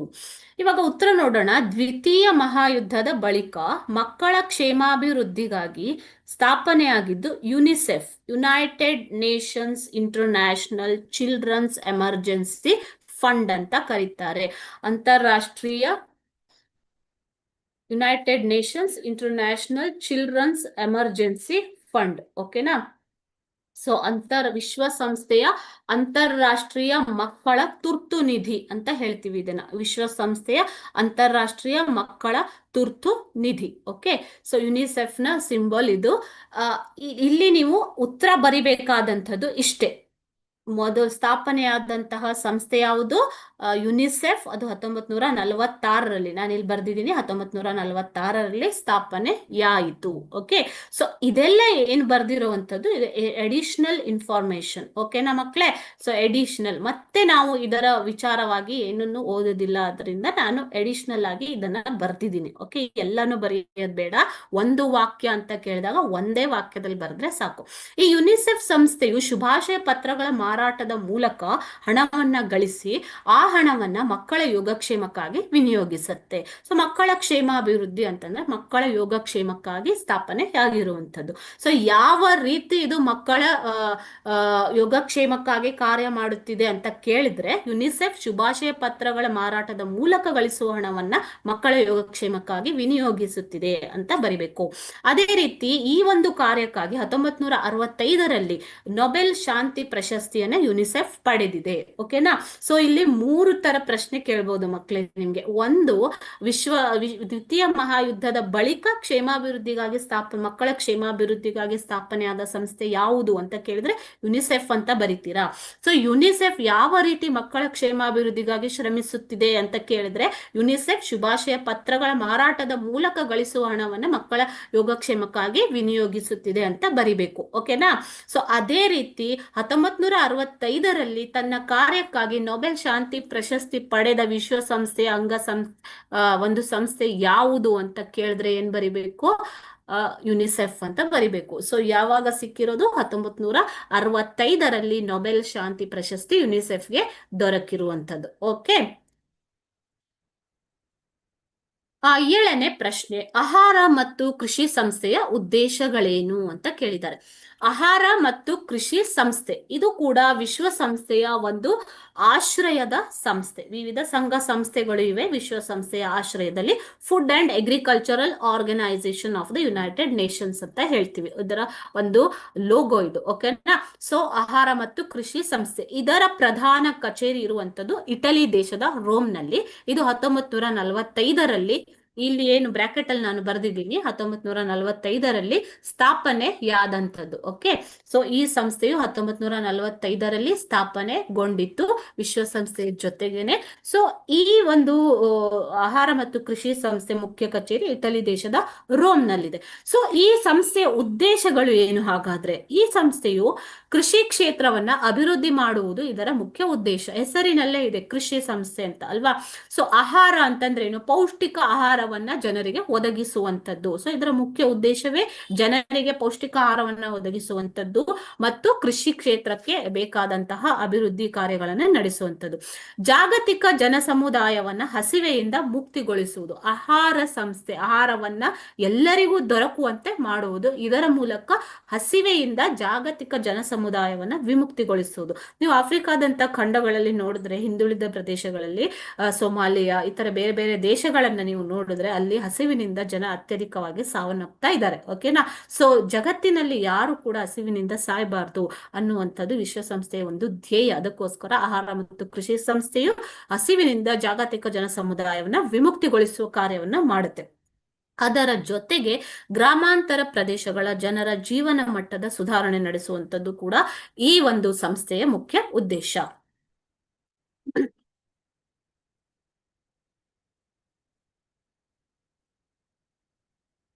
8ನೇ ಪ್ರಶ್ನೆ, ಅಂತಾರಾಷ್ಟ್ರೀಯ ಮಟ್ಟದ ಆರ್ಥಿಕ ಸಮಸ್ಯೆಗಳನ್ನ ಪರಿಹರಿಸುವಲ್ಲಿ IMF ನ ಪಾತ್ರವನ್ನ ವಿವರಿಸಿ ಅಂತ ಕೇಳಿದ್ದಾರೆ. ಓಕೆನಾ? ಸೊ IMF ಸ್ಥಾಪನೆ ಆಗಿರುವಂತದ್ದು 1944ರ ಬ್ರಿಟನ್ ವುಡ್ ಅಂತಾರಾಷ್ಟ್ರೀಯ ಬ್ರಿಟನ್ ವುಡ್ ಸಮ್ಮೇಳನದಲ್ಲಿ ಅಂತಾರಾಷ್ಟ್ರೀಯ ಹಣಕಾಸು ನಿಧಿ IMF, ಅದನ್ನ ಇಂಟರ್ನ್ಯಾಷನಲ್ ಮಾನಿಟರಿ ಫಂಡ್ ಅಥವಾ ಅಂತಾರಾಷ್ಟ್ರೀಯ ಹಣಕಾಸು ನಿಧಿ ಅಂತ ಹೇಳ್ತೀವಿ. ಸೊ ಇದು ಸ್ಥಾಪನೆಗೊಂಡಿತು. ಆದರೆ 1947ರ ನಂತರ ಇದು ಸಂಪೂರ್ಣವಾಗಿ ಕಾರ್ಯಾಚರಣೆಗೆ ಬಂದಿತು. ಓಕೆನಾ? ಸೊ ಯಾವಾಗ? ಆಕ್ಚುಲಿ 1944ರ ಬ್ರಿಟನ್ ವುಡ್ಸ್ ಬ್ರಿಟನ್ ವುಡ್ಸ್ ಸಮಾವೇಶದಲ್ಲಿ ಇದರ ಸ್ಥಾಪನೆಗೆ ಒಂದು ಸ್ಥಾಪನೆ, ಈ ಸಂಸ್ಥೆ ಸ್ಥಾಪನೆಯಾಗಿದ್ದು 1944, ಬಟ್ 1947 ನಂತರ ಇದು ಕಾರ್ಯರೂಪಕ್ಕೆ ಬಂದಿದ್ದು. ಓಕೆನಾ? ಇವೆಲ್ಲ ಅಧಿಕ ಮಾಹಿತಿಗಳು. ಇದು ಅಂತಾರಾಷ್ಟ್ರೀಯ ಮಟ್ಟದ ಆರ್ಥಿಕ ಸಮಸ್ಯೆಗಳ ಪರಿಹಾರಕ್ಕೆ ಯತ್ನಿಸುತ್ತದೆ. ಮಾನಿಟರಿ ಫಂಡ್ ಅಂತ ಅಂದ್ರೇನು? ಅಂತಾರಾಷ್ಟ್ರೀಯ ಹಣಕಾಸು ನಿಧಿ ಅಂದ್ರೆ ಆರ್ಥಿಕ ಸಮಸ್ಯೆಗಳನ್ನ ಪರಿಹರಿಸುವುದು. ವಿಶ್ವ ವಾಣಿಜ್ಯ ವ್ಯವಹಾರದ ಬೆಳವಣಿಗೆಗೆ, ಆರ್ಥಿಕ ಸ್ಥಿರತೆ ಹಾಗೂ ಉತ್ತಮ ವಿದೇಶಿ ಸಮತೋಲನವನ್ನ ಕಾಯ್ದುಕೊಳ್ಳಲು ಕೂಡ ಅಂತಾರಾಷ್ಟ್ರೀಯ ಹಣಕಾಸು ನಿಧಿಯು ಸಹಾಯ ಮಾಡುತ್ತೆ. ಓಕೆ. ಮೂರನೆಯದಾಗಿ, ಇದರ ಕಾರ್ಯನಿರ್ವಹಣೆಯ ಗುಣಮಟ್ಟ ಹಾಗೂ ಪಾರದರ್ಶಕತೆ ಅನೇಕ ಮನ್ನಣೆಗಳನ್ನ ಅಂತಾರಾಷ್ಟ್ರೀಯ ಮಟ್ಟದಲ್ಲಿ ಮನ್ನಣೆಯನ್ನ ಪಡೆದಿದೆ. ಇದು ಅತಿ ಉತ್ತಮ ಗುಣಮಟ್ಟದೊಂದಿಗೆ ಕಾರ್ಯನಿರ್ವಹಿಸುವುದಲ್ಲದೆ ಪಾರದರ್ಶಕತೆಯಿಂದ ಕಾರ್ಯವನ್ನ ನಿರ್ವಹಿಸುತ್ತೆ. ಸೊ ಇದಕ್ಕಾಗಿ ವಿಶ್ವ ಮಟ್ಟದಲ್ಲಿ ಮನ್ನಣೆಯನ್ನು ಕೂಡ IMF ಪಡೆದಿದೆ. ಸೊ ಇತರ ಎಲ್ಲ ದೇಶಗಳಿಗೆ, ಸದಸ್ಯ ರಾಷ್ಟ್ರಗಳಿಗೆ ಸಾಲವನ್ನು ಕೊಡುವುದು, ಅದೇ ರೀತಿಯಾಗಿ ಅವರ ವಿದೇಶಿ ವಿನಿಮಯ ಪಾವತಿ ಸಮತೋಲನವನ್ನ, ಬ್ಯಾಲೆನ್ಸ್ ಕಾಯ್ದುಕೊಳ್ಳಲು ಇದು ಸಹಾಯ ಮಾಡುತ್ತೆ. ಸೊ ಆದ್ದರಿಂದ ಈ ಒಂದು ಅಂತಾರಾಷ್ಟ್ರೀಯ ಹಣಕಾಸು ನಿಧಿಯನ್ನ ವಿವಿಧ ರಾಷ್ಟ್ರಗಳ ಕೇಂದ್ರ ಬ್ಯಾಂಕ್, ಸೆಂಟ್ರಲ್ ಬ್ಯಾಂಕ್, ಬೇರೆ ಬೇರೆ ದೇಶದಲ್ಲಿ, ಭಾರತದಲ್ಲಿ ಹೇಗೆ RBI ಇದೆಯೋ ಅದೇ ರೀತಿ ಬೇರೆ ಬೇರೆ ದೇಶಗಳಲ್ಲಿ ಇರುವಂತಹ ಕೇಂದ್ರ ಬ್ಯಾಂಕುಗಳಿಗೂ ಕೇಂದ್ರ ಬ್ಯಾಂಕ್ ಎಂಬುದಾಗಿ ಇದನ್ನ ಕರೆಯಬಹುದಾಗಿದೆ. ಓಕೆ. ಸೊ ಇಲ್ಲಿ ಇದು ಆರ್ಥಿಕವಾಗಿ ಹಿಂದುಳಿದ ಹಾಗೂ ಮುಂದುವರಿದ ರಾಷ್ಟ್ರಗಳ ಪರಸ್ಪರ ಸಂಬಂಧವನ್ನ ಬೆಸೆಯುವಲ್ಲಿ ಪ್ರಮುಖ ಪಾತ್ರವನ್ನ ವಹಿಸ್ತಾ ಇದೆ. ಯಾವುದು? IMF, ಅಂತಾರಾಷ್ಟ್ರೀಯ ಹಣಕಾಸು ನಿಧಿ. ಓಕೆ. ಸೊ ಇಲ್ಲಿ ನಿಮ್ಗೆ 1 ಮಾರ್ಕಿಗೆ ಒಂದು ಕ್ವಶನ್ ಕೇಳುವಂತ ಸಂಭವ ಇದೆ. ಎಲ್ಲಿ ನೋಡಿ ಮಕ್ಕಳೇ, ಫೋರ್ತ್ ಪಾಯಿಂಟ್ ಏನಿದೆ, ವಿವಿಧ ರಾಷ್ಟ್ರಗಳ ಕೇಂದ್ರ ಬ್ಯಾಂಕುಗಳಿಗೆ ಕೇಂದ್ರ ಬ್ಯಾಂಕು ಅಂತ ಹೇಳ್ತಾರೆ ಅಲ್ವಾ? ಸೊ ಇಲ್ಲಿ ಆಬ್ಜೆಕ್ಟಿವ್ ಟೈಪ್ ಕ್ವಶನ್ ನಿಮ್ಗೆ ಕೇಳ್ಬೋದು. ಯಾವುದನ್ನ ವಿವಿಧ ರಾಷ್ಟ್ರಗಳ ಕೇಂದ್ರ ಬ್ಯಾಂಕುಗಳಿಗೆ ಕೇಂದ್ರ ಬ್ಯಾಂಕ್ ಎಂದು ಕರೆಯುತ್ತಾರೆ? ಸೊ ಉತ್ತರ ಯಾವುದು? IMF, ಅಂತಾರಾಷ್ಟ್ರೀಯ ಹಣಕಾಸು ನಿಧಿ. ಸೊ ಈ ಕಾರಣಕ್ಕಾಗಿಯೇ ನೀವು ಲಾಂಗ್ ಆನ್ಸರ್ಸ್ ನ ಕೇರ್ಫುಲ್ ಆಗಿ ಓದ್ಕೋಬೇಕು. 1 ಮಾರ್ಕ್ ಅಂದ್ರೆ ನಾನು ಬರೀ 1 ಮಾರ್ಕ್ಸ್ ಕ್ವಶನ್ ಅಷ್ಟೇ ಓದ್ತೀನಿ ಅನ್ನೋದಲ್ಲ. ಓಕೆ. ಸೊ ಇಲ್ಲಿ ಕಾರ್ಯಗಳು, ಸ್ಥಾಪನೆ, ಉದ್ದೇಶಗಳು ಅವೆಲ್ಲ ಓದಿದಾಗ ನಿಮ್ಗೆ ಈ ತರ ಬೇರೆ ಬೇರೆ ಪಾಯಿಂಟ್ ಗಳು ಸಿಗ್ತಾ ಹೋಗ್ತವೆ. ಓಕೆನಾ ಮಕ್ಕಳೇ? ಸೊ ವಿವಿಧ ರಾಷ್ಟ್ರಗಳ ಕೇಂದ್ರ ಬ್ಯಾಂಕುಗಳಿಗೆ ಕೇಂದ್ರ ಬ್ಯಾಂಕ್ ಒಂದು ಯಾವುದನ್ನ ಕರೆಯುತ್ತಾರೆ? IMF, ಅಂತಾರಾಷ್ಟ್ರೀಯ ಹಣಕಾಸು ನಿಧಿಯನ್ನ ಕರೆಯುತ್ತಾರೆ. ಓಕೆ.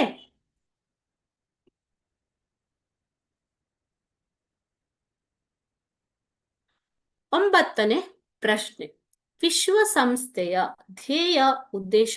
ಧ್ಯೇಯೋದ್ದೇಶಗಳನ್ನ ಪಟ್ಟಿ ಮಾಡಿರಿ ಅಂತ ಕೇಳಿದ್ದಾರೆ. ಸೊ ವಿಶ್ವಸಂಸ್ಥೆಯು ಸ್ಥಾಪನೆಗೊಂಡಿದ್ದು 1945ರಲ್ಲಿ ವಿಶ್ವ ಶಾಂತಿ ಸ್ಥಾಪನೆಗಾಗಿ ಅಂತ ನಿಮ್ಗೆ ಗೊತ್ತಿದೆ. ಹಾಗಾದರೆ ಇತರ ಧ್ಯೇಯೋದ್ದೇಶಗಳು ಯಾವುವು? ಒಂದೇನಾ ವಿಶ್ವಶಾಂತಿಯನ್ನು ಕಾಪಾಡುವುದು? ಅಷ್ಟೇ ಅಲ್ಲ, ಬೇರೆ ಬೇರೆ ಉದ್ದೇಶಗಳೊಂದಿಗೆ ಈ ಒಂದು ಸಂಸ್ಥೆ ಸ್ಥಾಪನೆಗೊಂಡಿತ್ತು. ಇದರ ಉದ್ದೇಶಗಳು ಯಾವುವು ಹಾಗಾದ್ರೆ? ಮೊದಲನೇದಾಗಿ ಅಂತಾರಾಷ್ಟ್ರೀಯ ಶಾಂತಿ ಮತ್ತು ಸುಭದ್ರತೆಯನ್ನ ಕಾಪಾಡುವುದು ಮೂಲ ಉದ್ದೇಶ. ಓಕೆ. ಸೊ ಎರಡನೇದಾಗಿ ಪರಸ್ಪರ ರಾಷ್ಟ್ರಗಳ ಮಧ್ಯೆ ಮೈತ್ರಿಯನ್ನ ಬೆಳೆಸುವುದು. ಈಗ ವಿಶ್ವಸಂಸ್ಥೆಯಲ್ಲಿ ಸದಸ್ಯ ರಾಷ್ಟ್ರಗಳಿದ್ದಾವೆ ಅಲ್ವಾ? ಸೊ ಟೋಟಲಿ ಈವರೆಗೆ ವಿಶ್ವಸಂಸ್ಥೆಯಲ್ಲಿ 193 ಸದಸ್ಯ ರಾಷ್ಟ್ರಗಳು ಇದ್ದಾವೆ ಮಕ್ಕಳೇ. ಆ ಎಲ್ಲ ರಾಷ್ಟ್ರಗಳ ಮಧ್ಯೆ ಪರಸ್ಪರ ಮೈತ್ರಿಯನ್ನ, ಸಂಬಂಧವನ್ನ ಬೆಳೆಸುವುದು ಕೂಡ ವಿಶ್ವಸಂಸ್ಥೆಯ ಒಂದು ಉದ್ದೇಶ. ಮೂರನೆಯದಾಗಿ ಮಾನವನ ಮೂಲಭೂತ ಹಕ್ಕುಗಳ ಬಗ್ಗೆ ನಂಬಿಕೆಯನ್ನ ಹೆಚ್ಚಿಸುವುದು. ಸೊ ವಿಶ್ವದಾದ್ಯಂತ ಯಾವಾಗ ಅಂತ ಮಾನವ ಹಕ್ಕುಗಳ ನಿರಾಕರಣೆಯನ್ನ ಮಾಡ್ತಾ ಬಂದಿದೋ ಅದೆಲ್ಲವನ್ನ ವಿರೋಧಿಸುವುದಕ್ಕಾಗಿ ವಿಶ್ವಶಾಂತಿ ಸ್ಥಾಪನೆಗಾಗಿ ಸ್ಥಾಪನೆಯಾದಂತ ಸಂಸ್ಥೆ ವಿಶ್ವಸಂಸ್ಥೆ ಆಗಿರುವುದರಿಂದ ವಿಶ್ವಸಂಸ್ಥೆಯು ಮಾನವನ ಮೂಲಭೂತ ಹಕ್ಕುಗಳ ಬಗ್ಗೆ ನಂಬಿಕೆಯನ್ನ ಸ್ಥಾಪಿಸುವುದಕ್ಕಾಗಿ ಸ್ಥಾಪನೆಗೊಂಡಿದೆ. 1948 ಡಿಸೆಂಬರ್ 10ರಂದು ಅಂತ ಮಾನವ ಹಕ್ಕುಗಳು, ಅಂತಾರಾಷ್ಟ್ರೀಯ ಮಾನವ ಹಕ್ಕುಗಳನ್ನ ಅಂಗೀಕರಿಸ್ತು ಅಲ್ವಾ? ಸೊ ಪ್ರತಿ ವರ್ಷ ನಾವು ಡಿಸೆಂಬರ್ 10ರಂದು ಹ್ಯೂಮನ್ ರೈಟ್ಸ್ ಡೇ, ಮಾನವ ಹಕ್ಕುಗಳ ದಿನವನ್ನಾಗಿ ಆಚರಿಸ್ತೇವೆ. ಸೊ ಇದು ಕೂಡ ಕ್ವಶನ್ ಬರ್ಬೋದು ನಿಮಗೆ. ಮಾನವ ಹಕ್ಕುಗಳ ಅಂತಾರಾಷ್ಟ್ರೀಯ ಮಾನವ ಹಕ್ಕುಗಳ ದಿನ ಯಾವುದು ಅಂತಂದ್ರೆ ನೀವು ಡಿಸೆಂಬರ್ 10 ಅಂತ ಬರಿಬೇಕು. ಆ ಕ್ವಶನ್ ನಾನು ನಿಮ್ಗೆ ಆಬ್ಜೆಕ್ಟಿವ್ ಟೈಪ್ ಅಲ್ಲಿ ಹೇಳಿದ್ದೀನಿ. ಓಕೆ. ಸೊ ಇದು ಮಾನವನ ಮೂಲಭೂತ ಹಕ್ಕುಗಳ ಬಗ್ಗೆ ನಂಬಿಕೆಯನ್ನ ಹೆಚ್ಚಿಸುವುದು. ಅಂತಾರಾಷ್ಟ್ರೀಯ ಮಟ್ಟದ ಆರ್ಥಿಕ ಅಂತಂದ್ರೆ ಎಕನಾಮಿಕ್, ಸಾಮಾಜಿಕ, ಸೋಷಿಯಲ್, ಸಾಂಸ್ಕೃತಿಕ, ಕಲ್ಚರಲ್ ಅಥವಾ ಮಾನವೀಯ ನೆಲೆಯ ಸಮಸ್ಯೆಗಳಿಗೆ ಅಂತಾರಾಷ್ಟ್ರೀಯ ಸಹಕಾರದೊಂದಿಗೆ, ಬೇರೆ ಬೇರೆ ರಾಷ್ಟ್ರಗಳ ಸಹಕಾರದೊಂದಿಗೆ ಪರಿಹಾರವನ್ನ ಕಂಡುಕೊಳ್ಳುವುದು ಕೂಡ ವಿಶ್ವಸಂಸ್ಥೆಯ ಒಂದು ಮೂಲ ಉದ್ದೇಶ. ಅದೇ ರೀತಿಯಾಗಿ ಅಂತಾರಾಷ್ಟ್ರೀಯ ಮಟ್ಟದ ನ್ಯಾಯ ಹಾಗೂ ಒಡಂಬಡಿಕೆಗಳ ಷರತ್ತುಗಳಿಗೆ ಮನ್ನಣೆಯನ್ನ ಒದಗಿಸುವುದು. ಸೊ ಇದಕ್ಕೆ ಅಂತಾರಾಷ್ಟ್ರೀಯ ನ್ಯಾಯಾಲಯವನ್ನ ಸ್ಥಾಪಿಸಲಾಗಿದೆ. ಸೊ ಆರ್ಥಿಕ ಸಾಮಾಜಿಕ ಸಮಿತಿಯನ್ನ ಸ್ಥಾಪಿಸಲಾಗಿದೆ. ಈ ರೀತಿ ಬೇರೆ ಬೇರೆ ಅಂಗ ಸಂಸ್ಥೆಗಳನ್ನ ಸ್ಥಾಪಿಸಿ ಅದರ ಮೂಲಕ ಬೇರೆ ಬೇರೆ ರೀತಿಯ ಸಮಸ್ಯೆಗಳಿಗೆ ಪರಿಹಾರವನ್ನ ಕಂಡುಕೊಳ್ಳುವುದು. ಅಂತಾರಾಷ್ಟ್ರೀಯ ಮಟ್ಟದ ನ್ಯಾಯ ಹಾಗೂ ಒಡಂಬಡಿಕೆಗಳ ಷರತ್ತು ಅಂತಂದ್ರೆ ಒಂದು ಒಪ್ಪಂದಗಳು ನಡೆದಾಗ ಅಗ್ರಿಮೆಂಟ್. ಓಕೆ, ಸೊ ಆ ಒಪ್ಪಂದದಲ್ಲಿ ಇರುವಂತಹ ಕಂಡೀಷನ್ ಷರತ್ತುಗಳಿಗೆ ಮನ್ನಣೆ ಒದಗಿಸುವುದು ಕೂಡ ವಿಶ್ವಸಂಸ್ಥೆಯ ಒಂದು ಮುಖ್ಯ ಉದ್ದೇಶ. ಹಾಗೂ ರಾಷ್ಟ್ರಗಳ ಮಧ್ಯೆ ಪರಸ್ಪರ ಸೌಹಾರ್ದತೆಯ ಕೇಂದ್ರವಾಗಿ ವಿಶ್ವಸಂಸ್ಥೆ ಕಾರ್ಯನಿರ್ವಹಿಸುತ್ತದೆ. ಈ ಎಲ್ಲ ಧ್ಯೇಯ ಉದ್ದೇಶಗಳೊಂದಿಗೆ ವಿಶ್ವಸಂಸ್ಥೆ ಸ್ಥಾಪನೆಗೊಂಡಿರುವಂತದ್ದು. ಓಕೆ, ಸೊ ವಿಶ್ವ ಶಾಂತಿಯನ್ನ ಕಾಪಾಡುವುದು ಅಲ್ಟಿಮೇಟ್ ಅಂದ್ರೆ ಕೊನೆಯದಾಗಿ ಇರುವಂತಹ ಧ್ಯೇಯ. ಅದರ ಸಲುವಾಗಿ ಬೇರೆ ಬೇರೆ ಧ್ಯೇಯಗಳು ಯಾವುವು, ಉದ್ದೇಶಗಳು ಯಾವುವು ಅನ್ನೋದನ್ನ ಇವಾಗ ನೀವು ತಿಳ್ಕೊಂಡಿದ್ದೀರಾ. ಈ ರೀತಿಯಾಗಿ ಧ್ಯೇಯೋದ್ದೇಶಗಳು ಏನು ಅಂತ ಕೇಳಿದಾಗ ನೀವು ಇದನ್ನೆಲ್ಲ ಇನ್ಕ್ಲೂಡ್ ಮಾಡಿ ಬರಿಬೇಕು ಮಕ್ಕಳು. ಓಕೆ, ಸೊ ನೆಕ್ಸ್ಟ್ ಯುನೆಸ್ಕೋದ ಕಾರ್ಯಗಳು ಯಾವುವು? ಯುನೆಸ್ಕೋ ಅಂದ್ರೆ United Nations educational social cultural organisation ಅಂತ ಹೇಳ್ತೀವಿ. ಓಕೆ, ಯುನೆಸ್ಕೋ ಅಂತಂದ್ರೇನು? UNESCO, United Nations educational social and cultural. Okay, UNESCO, UNESCO. ಓಕೆನಾ? ಸೊ ಅಂದ್ರೆ United Nations educational scientific and cultural organisations ಅಂತಂದ್ರೆ ಅಂತಾರಾಷ್ಟ್ರೀಯ ವಿಶ್ವಸಂಸ್ಥೆಯ ಶೈಕ್ಷಣಿಕ, ವೈಜ್ಞಾನಿಕ ಮತ್ತು ಸಾಂಸ್ಕೃತಿಕ. Okay, educational scientific and cultural. ಓಕೆನಾ ಮಕ್ಕಳೇ? ಶೈಕ್ಷಣಿಕ ಮತ್ತು ವೈಜ್ಞಾನಿಕ ಹಾಗೂ ಸಾಂಸ್ಕೃತಿಕ ಸಂಸ್ಥೆ ಇದು ಯುನೆಸ್ಕೋ. ಸೊ ಇದಕ್ಕೆ ಎಜುಕೇಶನ್ಗೆ ಸೈಂಟಿಫಿಕ್ ವೈಜ್ಞಾನಿಕ ಮತ್ತು ಕಲ್ಚರಲ್ಗೆ ಸಂಬಂಧಪಟ್ಟ ಒಂದು ಕಾರ್ಯಗಳನ್ನ ನೀವು ನೋಡ್ತೀರಾ. ಇದೊಂದು ಕ್ಲೂ ನಿಮ್ಗೆ, ಕಾರ್ಯಗಳನ್ನ ಹೇಗೆ ಬರೀಬೇಕು ಅನ್ನುವಂಥದ್ದು. ಇದು ವಿಶ್ವದಾದ್ಯಂತ ವಿಜ್ಞಾನ, ನೋಡಿ, ಶಿಕ್ಷಣ, ಸಂಸ್ಕೃತಿ ಮುಂತಾದವುಗಳನ್ನ ಪ್ರೋತ್ಸಾಹಿಸಲು ಉದ್ದೇಶಿಸಿರುವ ಒಂದು ಪ್ರಾವೀಣ್ಯತೆಯ ಸಂಸ್ಥೆಯಾಗಿದೆ. ಸೊ ಇದು ತಾಂತ್ರಿಕ ಶಿಕ್ಷಣ ಅಂತ ಬಂದಾಗ ಯಾವ್ಯಾವುದು? ತಾಂತ್ರಿಕ ಶಿಕ್ಷಣ, ಮಾಧ್ಯಮ ತಂತ್ರಗಾರಿಕೆ ಮೀಡಿಯಾ, ಓಕೆ, ರಚನಾತ್ಮಕ ಚಿಂತನೆ ಕ್ರಿಯೇಟಿವ್ ಥಿಂಕಿಂಗ್, ಸಾಂಸ್ಕೃತಿಕ ವಿಚಾರಗಳು ಕಲ್ಚರಲ್, ಹಾಗೂ ಪರಿಸರ ವಿಜ್ಞಾನದ ಬಗೆಗೆ ಕಾರ್ಯೋನ್ಮುಖವಾಗುತ್ತದೆ. ಸೊ ಅದೇ ರೀತಿಯಾಗಿ ಇದು ಪ್ರಪಂಚದಾದ್ಯಂತ ಶಿಕ್ಷಣ ಮತ್ತು ಜ್ಞಾನ ಪ್ರಸಾರದ ನಿಟ್ಟಿನಲ್ಲಿ ಸರ್ಕಾರಗಳಿಗೆ ಹಾಗೂ ಸರ್ಕಾರೇತರ ಸ್ವಯಂ ಸೇವಾ ಸಂಸ್ಥೆಗಳಿಗೆ ಸಹಾಯ ನೀಡುತ್ತೆ. ಸೊ ಸರ್ಕಾರದ ಸಂಸ್ಥೆಗಳು ಯಾವುದೇ ರೀತಿಯಲ್ಲಿ ಶಿಕ್ಷಣ ಅಥವಾ ಜ್ಞಾನ ಪ್ರಸಾರವನ್ನ ಮಾಡುವುದಕ್ಕೆ ಮತ್ತು ಸರ್ಕಾರೇತರ ನಾನ್ ಗವರ್ಮೆಂಟ್ ಆರ್ಗನೈಸೇಷನ್ಸ್ಗೂ ಕೂಡ ಈ ಒಂದು ಯುನೆಸ್ಕೋ ತನ್ನ ಸಹಕಾರವನ್ನ ಓಕೆನಾ? ಸೊ ಈ ರೀತಿಯಾಗಿ ಇದು ವಿಶ್ವಸಂಸ್ಥೆಯು ಯುನೆಸ್ಕೋ ಕಲ್ಚರಲ್ ಮತ್ತು ಸೈಂಟಿಫಿಕ್ ಹಾಗೂ ಎಜುಕೇಶನಲ್ ನೀಡ್ಸ್ ಗಳನ್ನ ಪೂರೈಸ್ತಾ ಬಂದಿದೆ. ಸೊ ಯುನೆಸ್ಕೋ ಸ್ಥಾಪನೆ ಆಗಿದ್ದು 1945ರಲ್ಲಿ ಮಕ್ಕಳೇ. ಓಕೆನಾ? ಇದರ ಮುಖ್ಯ ಕಚೇರಿ ಫ್ರಾನ್ಸ್ ದೇಶದ ಪ್ಯಾರಿಸ್ ನಲ್ಲಿ ಇದೆ. ಇದನ್ನು ಕೂಡ ನೀವು ತಿಳ್ಕೊಂಡಿರ್ಬೇಕು. ಓಕೆ, ಸೊ ಯಾವಾಗ ಸ್ಥಾಪನೆ ಆಗಿದ್ದು? 1945ರಲ್ಲಿ. ಎಲ್ಲಾ ಅಂಗಸಂಸ್ಥೆಗಳು ಅಥವಾ ಬೇರೆ ಅಡಿಯಲ್ಲಿ ಆಶ್ರಯ ಸಂಸ್ಥೆಗಳು ಒಂದೇ ವರ್ಷ ಸ್ಥಾಪನೆಗೊಂಡಿದ್ದಾವೆ, ಬೇರೆ ಬೇರೆ ಇದಾವೆ. ಓಕೆನಾ? ಸೊ ಇದರ ಮುಖ್ಯ ಕಚೇರಿ ಇರುವಂತದ್ದು ಪ್ಯಾರಿಸ್ ನಲ್ಲಿ. ಸೊ ಅದಾದ ನಂತರ ಈ ಕಾರ್ಯಗಳನ್ನ ಇದು ನಿರ್ವಹಿಸುತ್ತೆ ಅನ್ನೋದನ್ನ ಬರಿಬೇಕು. ಓಕೆ,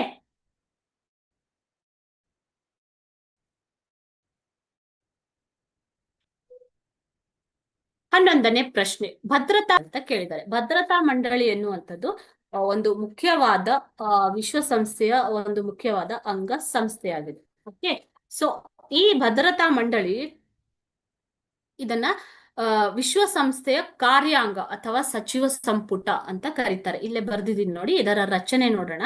ಇದು ವಿಶ್ವಸಂಸ್ಥೆಯ ಸಚಿವ ಸಂಪುಟ ಎನ್ನುವಂತಹ ಮಾದರಿಯಲ್ಲಿದ್ದು ಅತ್ಯಂತ ಪ್ರಭಾವಿ ಅಂಗ ಸಂಸ್ಥೆ ಅಂತ ಕರೆಸ್ಕೊಳ್ಳುತ್ತೆ. ಇದರಲ್ಲಿ 15 ಮಂದಿ ಸದಸ್ಯರಿದ್ದು ಅವರ ಪೈಕಿ ಕಾಯಂ ಸದಸ್ಯರು ಯಾರ್ಯಾರು ಅಂತಂದ್ರೆ ಅಮೆರಿಕ ಸಂಯುಕ್ತ ಸಂಸ್ಥಾನ, ರಷ್ಯಾ, ಬ್ರಿಟನ್, ಫ್ರಾನ್ಸ್ ಹಾಗೂ ಚೈನಾ ಇವು ಪ್ರಮುಖ ಕಾಯಂ ಸದಸ್ಯತ್ವ, ಪ್ರಮುಖ ಅಲ್ಲ, ಕಾಯಂ ಸದಸ್ಯತ್ವ ಹೊಂದಿದ 5 ರಾಷ್ಟ್ರಗಳು: ಅಮೆರಿಕ, ರಷ್ಯಾ, ಬ್ರಿಟನ್, ಫ್ರಾನ್ಸ್ ಮತ್ತು ಚೀನಾ. ಓಕೆನಾ? ಇದು 5 ಕಾಯಂ ಸದಸ್ಯ ರಾಷ್ಟ್ರಗಳು. ಉಳಿದ 10 ಮಂದಿ ಹಂಗಾಮಿ ಸದಸ್ಯರು. ಹಂಗಾಮಿ ಸದಸ್ಯರು 2 ವರ್ಷಗಳ ಅವಧಿಗೆ ಮಾತ್ರ ಸಾಮಾನ್ಯ ಸಭೆ ಆರಿಸುತ್ತೆ ಹಂಗಾಮಿ ಸದಸ್ಯರನ್ನ. ಈ 5 ರಾಷ್ಟ್ರಗಳು ಕಾಯಂ, ಪರ್ಮನೆಂಟ್ ಮೆಂಬರ್ಶಿಪ್ ಅಂತ ಹೇಳ್ತೀವಿ, ಕಾಯಂ ಸದಸ್ಯ ರಾಷ್ಟ್ರಗಳು. ಸೊ ಈ ರಾಷ್ಟ್ರಗಳು ಒಂದು ವೀಟೋ ಅಧಿಕಾರವನ್ನ ಹೊಂದಿರ್ತವೆ. ಒಂದು ರಾಷ್ಟ್ರಕ್ಕೆ 1 ವೋಟ್. ಓಕೆ, ಸೊ ಈ ರೀತಿ ಇದನ್ನ ವೀಟೋ ಅಂತ ಕರೀತಾರೆ ಮಕ್ಕಳೇ. ಓಕೆ, ಸೊ ಇಲ್ಲಿ ನಿಮ್ಗೆ ವಿಶ್ವಸಂಸ್ಥೆಯ ಭದ್ರತಾ ಮಂಡಳಿಯ ಕಾಯಂ ಸದಸ್ಯ ರಾಷ್ಟ್ರಗಳು ಯಾವುವು ಅನ್ನೋದನ್ನ ಕೇಳ್ತಾರೆ. ಸೊ ಆವಾಗ ನೀವು ಬರಿಬೇಕು: ಅಮೆರಿಕ ಸಂಯುಕ್ತ ಸಂಸ್ಥಾನ, ಬ್ರಿಟನ್, ಫ್ರಾನ್ಸ್ ಮತ್ತು ಚೀನಾ, ಇವು ಕಾಯಂ ಸದಸ್ಯ ರಾಷ್ಟ್ರಗಳು. ಉಳಿದ 10 ಜನ, ಟೋಟಲ್ ಎಷ್ಟು ಸದಸ್ಯರಿರ್ತಾರೆ ಹಾಗಾದ್ರೆ? 15 ಮಂದಿ ಸದಸ್ಯ ರಾಷ್ಟ್ರಗಳು ಇರ್ತವೆ. ಅದರಲ್ಲಿ 5 ಕಾಯಂ ಮತ್ತು ಉಳಿದ 10 ಹಂಗಾಮಿ. ಓಕೆ, ಟೆಂಪ್ರವರಿ, ಹಂಗಾಮಿ ಸದಸ್ಯ ರಾಷ್ಟ್ರಗಳು. ಓಕೆನಾ? ನೆಕ್ಸ್ಟ್, 10 ಮಂದಿ ಹಂಗಾಮಿ ಸದಸ್ಯರು 2 ವರ್ಷಗಳ ಅವಧಿಗೆ ಆಯ್ಕೆ ಆಗ್ತಾರೆ. ಪ್ರತಿಯೊಂದು ಸದಸ್ಯರಿಗೂ 1 ಮತ, ಅಂದ್ರೆ ಪ್ರತಿಯೊಂದು ಸದಸ್ಯ ರಾಷ್ಟ್ರಕ್ಕೂ 1 ಮತವನ್ನ ಚಲಾಯಿಸುವ ಹಕ್ಕು ಇದೆ. ಇದರ ಕಾರ್ಯ ಏನು ಅಂತಂದ್ರೆ, ಜಾಗತಿಕ ಸಮಸ್ಯೆಗಳಿಗೆ ಶಾಂತಿಯುತವಾಗಿ ಪರಿಹಾರವನ್ನ ಕಂಡುಕೊಳ್ಳಲು ಯತ್ನಿಸುತ್ತದೆ ಭದ್ರತಾ ಮಂಡಳಿ. ಓಕೆ, ಸೊ ಇದು ವಿಶ್ವಸಂಸ್ಥೆಯ ಶಾಂತಿ ಪಾಲನಾ ಪಡೆಯನ್ನ ನಿಯೋಜಿಸುತ್ತದೆ.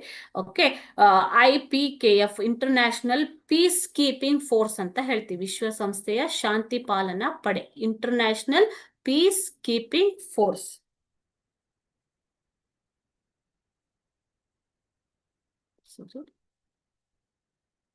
International Peacekeeping Force, IPKF, ಶಾಂತಿ ಪಾಲನಾ ಪಡೆಯನ್ನ ನಿಯೋಜಿಸುವಂಥದ್ದು ಇದರ ಮುಖ್ಯ ಕಾರ್ಯ. ಓಕೆನಾ? ಸೊ ಇದು ಅಂತಾರಾಷ್ಟ್ರೀಯ ನ್ಯಾಯಾಲಯದ ನ್ಯಾಯಾಧೀಶರನ್ನ ಕೂಡ ನೇಮಕ ಮಾಡುವಂತಹ ಕಾರ್ಯವನ್ನ ಹೊಂದಿದೆ. ಅದೇ ರೀತಿ ವಿಶ್ವಸಂಸ್ಥೆಯ ಮಹಾಕಾರ್ಯದರ್ಶಿಯ ಹುದ್ದೆಗೆ ಉಮೇದುವಾರಿಕೆಗೆ ಹೆಸರನ್ನ ಸೂಚಿಸುತ್ತೆ ಯಾವುದು? ಭದ್ರತಾ ಮಂಡಳಿ. ಓಕೆ, ಇದಿಷ್ಟು 4 ಭದ್ರತಾ ಮಂಡಳಿಯ ಪ್ರಮುಖ ಕಾರ್ಯಗಳು. 1, ಜಾಗತಿಕ ಸಮಸ್ಯೆಗಳಿಗೆ ಶಾಂತಿಯುತವಾಗಿ ಪರಿಹಾರವನ್ನ ಪಡೆಯುವಂಥದ್ದು. ವಿಶ್ವಸಂಸ್ಥೆಯ ಶಾಂತಿ ಪಾಲನಾ ಪಡೆಯ ನಿಯೋಜನೆ ಮಾಡುವಂಥದ್ದು. ಅಂತಾರಾಷ್ಟ್ರೀಯ ನ್ಯಾಯಾಲಯದ ನ್ಯಾಯಾಧೀಶರನ್ನ ನೇಮಕ ಮಾಡುವಂಥದ್ದು. ಅದೇ ರೀತಿ ವಿಶ್ವಸಂಸ್ಥೆಯ ಮಹಾಕಾರ್ಯದರ್ಶಿ ಹುದ್ದೆಗೆ ಉಮೇದುವಾರಿಕೆ ಅಂದ್ರೆ ಹೆಸರನ್ನ ಸೂಚಿಸುವಂಥದ್ದು. ಓಕೆನಾ? ಸೊ ಈ ರೀತಿಯ ಕಾರ್ಯಗಳನ್ನ ಭದ್ರತಾ ಮಂಡಳಿಯು ನಿರ್ವಹಿಸುತ್ತದೆ. ಓಕೆ, ಸೊ ಇವಾಗ ನೆಕ್ಸ್ಟ್ ಕ್ಲಾಸ್ ಅಲ್ಲಿ ನಾವು ಕಂಟಿನ್ಯೂ ಮಾಡೋಣ. ಇನ್ನೊಂದೆರಡು ಕ್ವಶನ್ ಇದೆ, ಅದನ್ನ ಮುಗಿಸಿದ ಮೇಲೆ ನಾವು ನೆಕ್ಸ್ಟ್ ಒಂದು ಪಾಠಕ್ಕೆ ಹೋಗೋಣ ಮಕ್ಕಳು. Okay, so thank you. ಏನಾದರೂ ಡೌಟ್ ಇದ್ರೆ ನೀವು ಕಮೆಂಟ್ ಬಾಕ್ಸ್ ಅಲ್ಲಿ ಕೇಳ್ಬೋದು. ಥ್ಯಾಂಕ್ ಯು ಎವ್ರಿ ಒನ್, ಎಲ್ಲರಿಗೂ ಧನ್ಯವಾದಗಳು.